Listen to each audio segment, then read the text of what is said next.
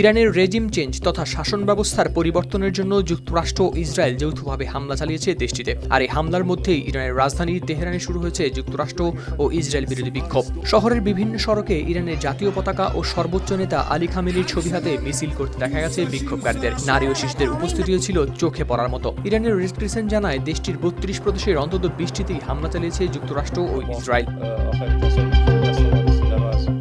এদিকে মার্কিন president Donald Trump এক ব্রিফিংয়ে ইরানি জনগণকে রাস্তায় নেমে রাষ্ট্রীয় ক্ষমতা দখলের আহ্বান জানান। তবে সেই আহ্বানে সাড়া মিলছে এমন কোনো প্রমাণ এখন পর্যন্ত পাওয়া যায়নি। বরং বিক্ষোভে অংশ নেওয়া অনেকেই খামেনির প্রতি সমর্থন জানিয়ে স্লোগান দেন। আন্তর্জাতিক সংবাদ মাধ্যম আল জাজিরার প্রতিবেদনে বলা হয়েছে, হামলার জবাবে ইরানের অভ্যন্তরে জাতীয়তাবাদী আবেগ আরও জোরদার হয়েছে। মধ্যপ্রাচ্যে সামরিক উত্তেজনার পাশাপাশি রাজনৈতিক সমীকরণও দ্রুতই বদলে যাচ্ছে। বাহ্যিক হামলার মধ্যেই অভ্যন্তরীণ শক্তি প্রদর্শন তেহরানের রাস্তায় সেই দৃশ্যই এখন স্পষ্ট।